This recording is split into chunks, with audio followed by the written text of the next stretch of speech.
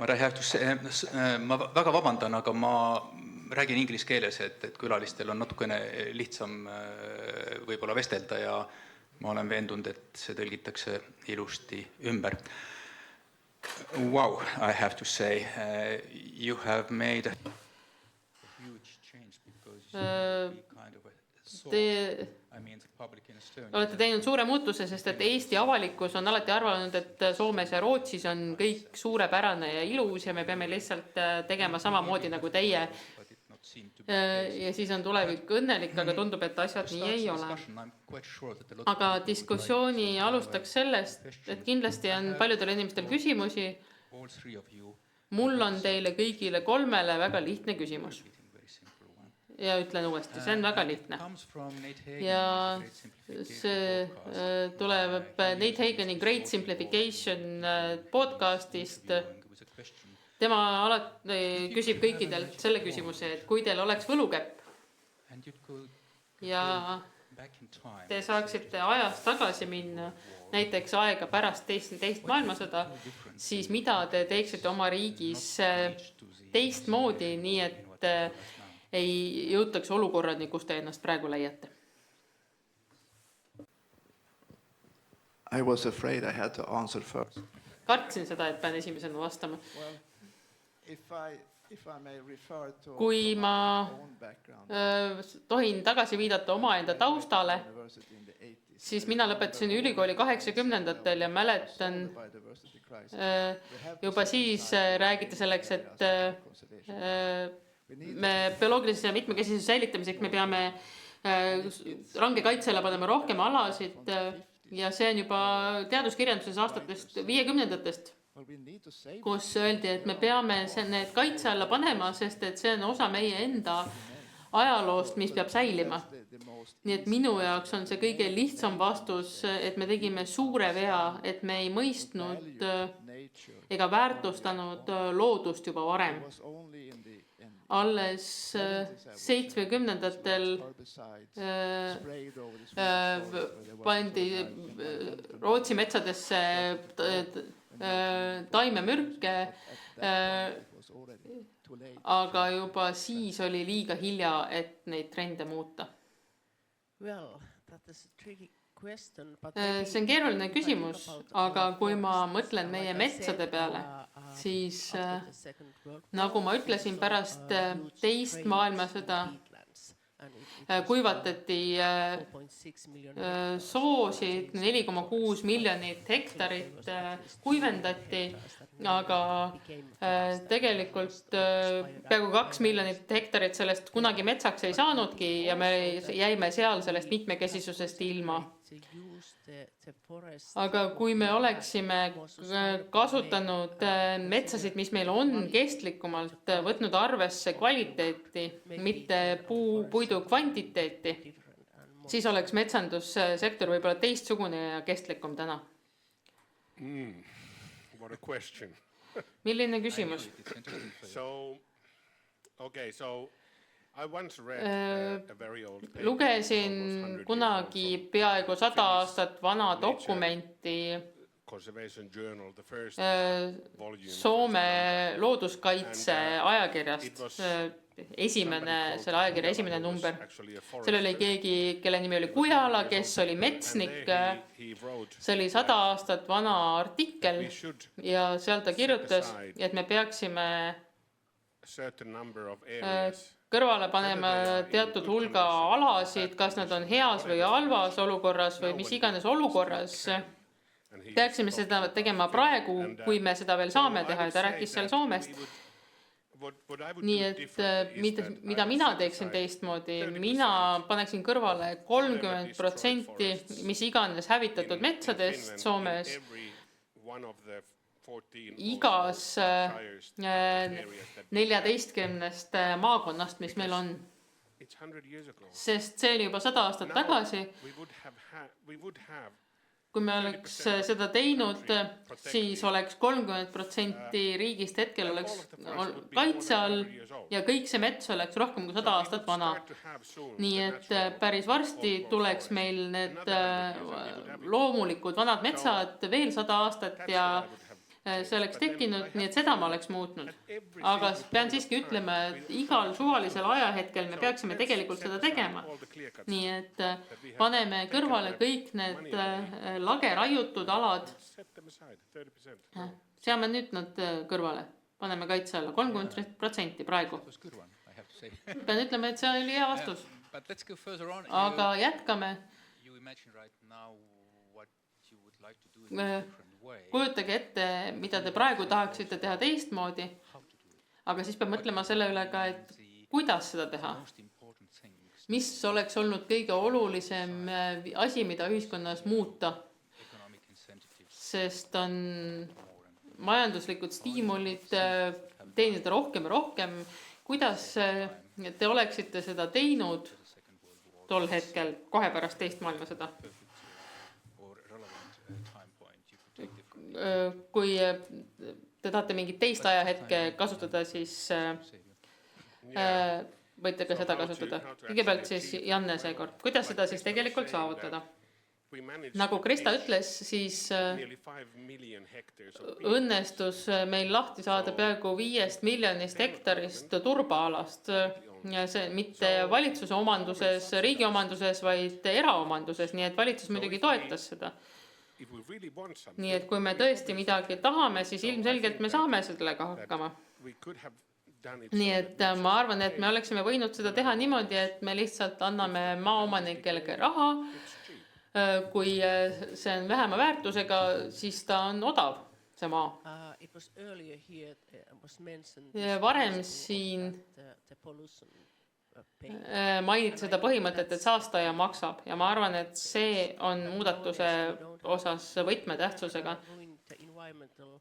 On võimalik keskkond ära lõhkuda ilma mitte midagi maksmata. Mõnikord sulle isegi makstakse selle ees, sulle antakse toetusi ja siis pärast seda on riik see, kes peab selle segaduse ära koristama ja sinna kõvasti raha panema. Nii et ma arvan, et eriti hetkel, kus räägitakse väga palju majandusest ja sellest, kuidas me peame olema tõhusad ja eriti just Soomes on meil see poliitiline põhimõte, et me peame vähendama laenusid ja väga hoolitsema oma majanduse eest, aga samal ajal maksame me raha ettevõtetele või eraisikutele, et nad keskkonda rikuksid. Erinevate toetustega teeme seda ja seetõttu ma arvan, et meil peaks see saastaja maksab põhimõte olema igal pool, eriti keskkonnapoliitikas. Sellest oleks vahet. Nagu ma mainisin, siis mina kasvasin üles metsade keskel ja paljud inimesed minu ümber olid metsaomanikud. Ja siis oli ja ilmselt ka praegu veel on selline ühiskondlik kokkulepe, et metsaomanikuna on sinu rolliks anda ühiskonnale vahendeid. See oli väga sügavuti juurdunud ja ma tõesti loodaksin, et ma ei tea küll kuidas, aga et oleks võimalik saavutada uus ühiskondlik kokkulepe, kus on sees ka kõik need teised väärtused. Ja üks suuremaid väljakutseid minu arvates Rootsi metsanduses on, et on väga kummaline side erametsaomanike ja tööstuse vahel. See on nii kummaline, sest et nad on pakkujad ja ostjad samal turul. Kui sul on midagi müüa, siis miks sa peaksid semutsema nendega, kes tegelikult ostavad seda, mida sa müüd. See nii-öelda päritud ühiskondlik kokkulepe tähendab seda, et hetke metsaomanike organisatsioonid räägivad sama keelt kui metsatööstus, mis minu arvates ei ole loogiline. Metsaomanike organisatsioonist on väga suur vastuseis kaitstud alade vastu. Aga kui te müüte oma metsamaad või teil on kaitse all maa, siis on selle eest võimalik saada 125% turuväärtusest ja majanduslikku kadu ei ole. Ja kui te sellele ütlete ei, siis te ütlete ei ka kliendile turul. Nii et see ei tundu loogiline. Seda me peame muutma ühiskonna tasandil. I made a mistake. tegin vea, et niipidi seda teid vastama panin, sest et sa võtsid mult ära minu kolmanda Yeah, küsimuse. I was going to Aga sinu say kord. something more about this. What Tahtsin veel öelda midagi selle kohta, mida ütles Krista. nature restoration law. Nüüd meil on see Euroopa Liidu looduse taastamise seadus ja see, mida ta tegelikult teeb aastani 2050 on, et aastaks 2030, mis on juba 4 aasta pärast, peame me taastama 30% nendest Euroopa Liidu poolt määratud elupaikadest, mis ei ole heas olukorras, järgmise 10 aasta jooksul 60% ja siis aastaks 2050 peame me olema taastanud 90% kõikidest nendest aladest, mis ei ole heas olukorras. Ja küll Soomes on meil umbes 30 miljonit hektarit maad, veidi rohkem. Ja kuigi see arv ei ole hetkel täpselt teada, siis umbes 10 miljonit hektarit ehk siis kolmandik Soomest on selle direktiivi järgi elupaigad. Mida see siis tähendab? Aastaks 2050 peab olema 90% kolmandikust Soomest heas olukorras või see peab olema taastatud niimoodi, et see võiks saavutada hea olukorra. Miks ma seda ütlen? Nüüd on aeg tõesti mõelda selle üle, kes maksab. Saastaja maksab. See, kes on rikkunud, see maksab. Me peame asju reguleerima nii, et need, kellele antakse luba rikkuda sotsiaalse hüve silmas pidades, nemad on need, kes peavad kahjud kinni maksma, sest vastasel juhul teeb seda valitsus ja nagu me teame, siis valitsustel raha selleks ei ole. Nii et see peab olema selle rikkumisega kaasas käiv. Ja kui see süsteem töötab hästi, siis juhtub see, et loomulikult kõik panevad selle hinna väärtusahelasse sisse ja lõppkokkuvõttes on klient see, kes maksab, kõik maksavad. Aitäh ja nüüd on meil aega ka publikupoolseteks küsimusteks. Mul on küsimus professor Bengt-Gunnar Janssonile. Teadaolevalt on Rootsis eelmise sajandi alguses valitsuse poolt vastu võetud sarnane otsus, et firmad ei tohi osta talumetsi. Kas võite natukene valgustada, mis oli selle otsuse tingimuseks või mis põhjustel sarnane otsus vastu võeti? Aitäh!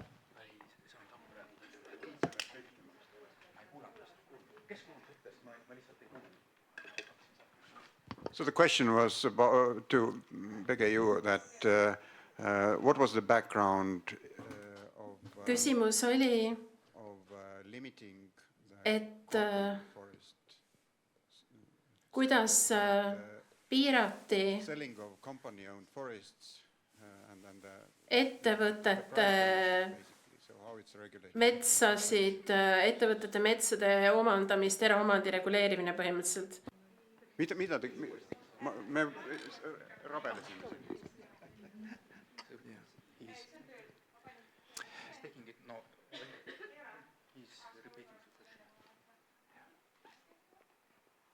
Teadaolevalt eelmise sajandi alguses võttis Rootsi valitsus vastu otsuse, et firmad ei tohi osta talumetsi.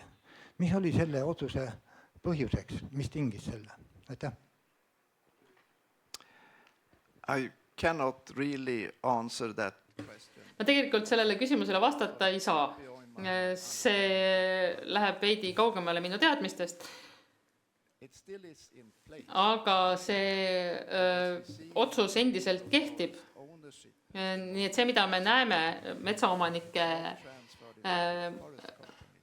jaotuse puhul, on see, et nad ei lähe suurtele metsaettevõtetele, aga on tendents, et eraisikud ostavad üles metsamaad, seda nähakse väga hea investeeringuna. Aga ma olen kindel, et selle taga oli mingi poliitiline arusaam ja 20. sajandil elanikkond kasvas ja oli vaja, et inimesed läheksid maapiirkondadesse ja kui nad said rahastada oma olemasolu sellega, et neil oli metsaomand, siis sellest oli ühiskonnale üldiselt kasu. See oli 20. sajandi keskel oli see mõte, et käeulatuses peaks olema järgmine inimene maapiirkonnas ja seda ilma maaomanduta ei olnud võimalik saavutada. nii et see võiks olla põhjuseks, aga ilmselt oli sellel seadusel ka mingi poliitiline taust. Asko Lõhmus, University of Tartu. So the question to you. Küsimus teile. Pange see omand staatus pildile. Et riigi vaates peaks midagi tegema, aga kuidas see küsimus lahendada nii, et kuidas vaadata riigi omandus metsa, ettevõtete omanduses, eraisikute omanduses metsa. Ja konkreetne küsimus. Kas te näete, et nii eraomanikul kui riigil on maa suhtes mingisuguseid kohustusi ka või on need ainult õigused? Ja kui kohustusi on, siis missuguseid kohustusi?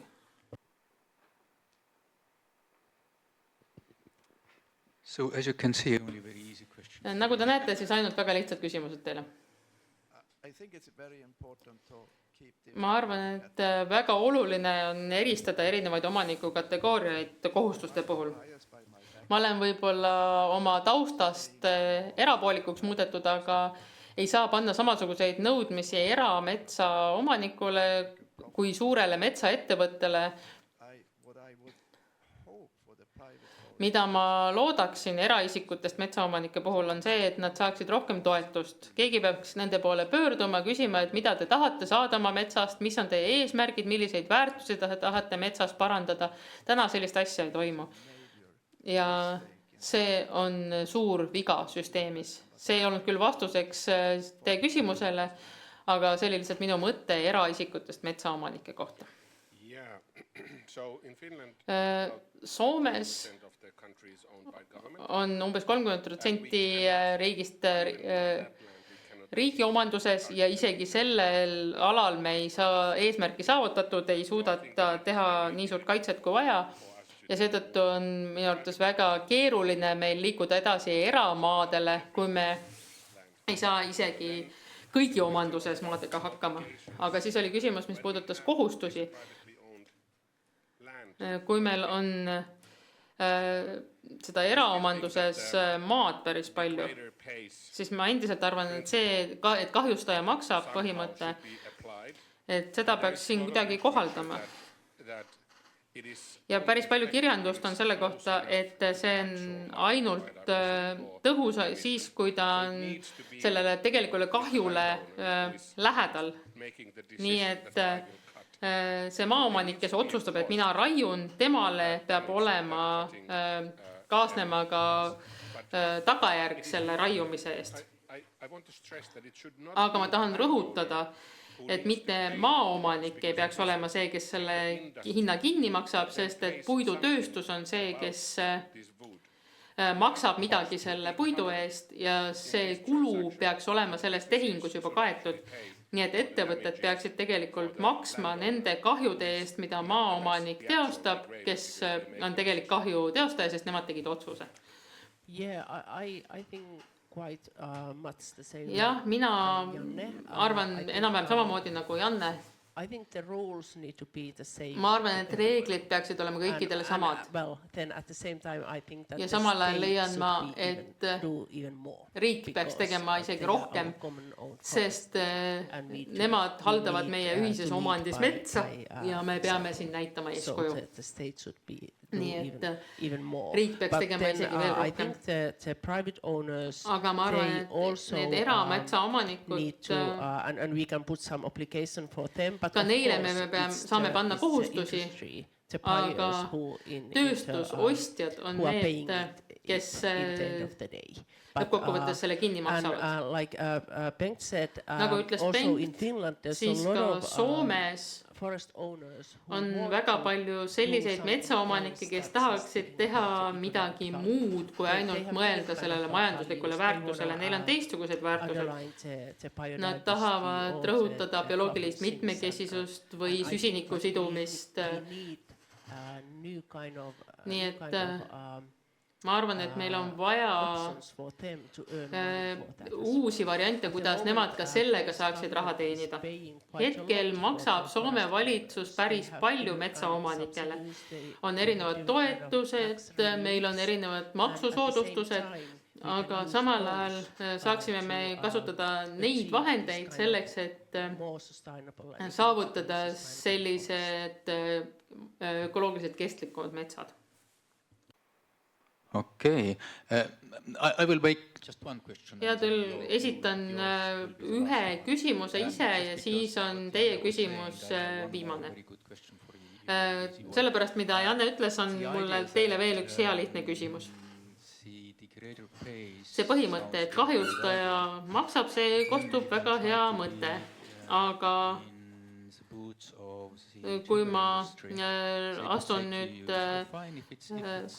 puidutööstuse rolli, siis nemad võivad öelda, et kui kõiki koheldakse samamoodi, siis meil on ju rahvusvaheline turg.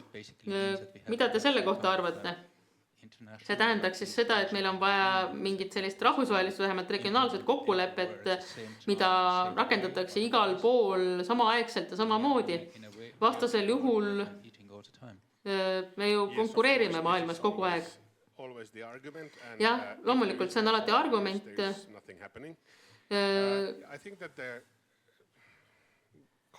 Ma arvan, et süsiniku piirimaks, midagi sellist, mille Euroopa Liit tegelikult suutis sisse viia, on väga hea näide selle kohta, kuidas on võimalik asju ära teha, kui me tõesti tahame Euroopa Liidu tasandil.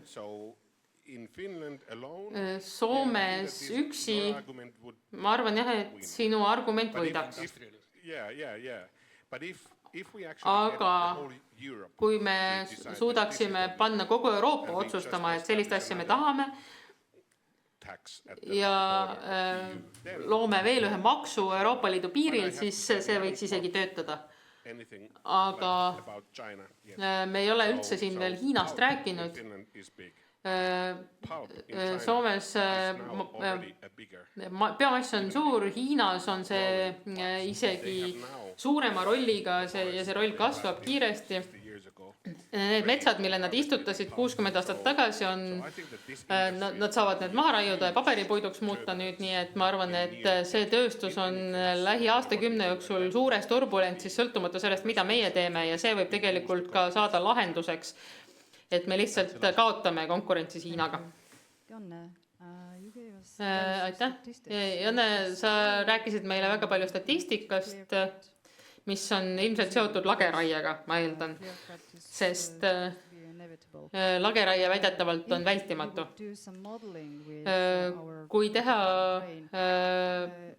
koostada mudeleid kunstaruga ja asendada kogu lageraie kestliku metsandusega, millised oleksid need arvud siis, lihtsalt, et asjad oleks mustvalgelt väljas?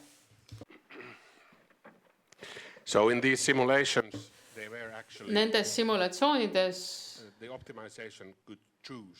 see optimeerimine sai valida, mis tüüpi metsandusega on tegemist ja seal oli mitmeid erinevaid variante. Püsimetsandus oli seal või loodussõbralik metsandus oli olemas. Kui ma õigesti mäletan, siis oli 15 erinevat metsa majandamise praktikat kombinatsiooni, mida seal kasutada sai. See tähendas seda, et see lõppjäreldus tegelikult ei muutu, sest sinna oli kaasatud kõik need erinevad variandid.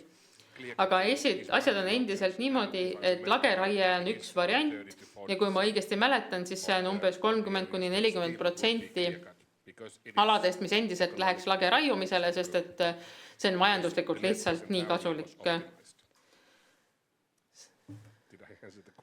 Kas ma vastasin küsimusele? I don't know, because we allowed clear cutting as well. Ma ei tea, sest et me võimaldasime seal mudelites ka lageraieid. Aitäh! Ma pean tegelikult ütlema, et takso juba ootab teid, sest et me oleme juba ajast üle läinud, aga suur aitäh nende ettekannete eest ja ka diskussioonide eest.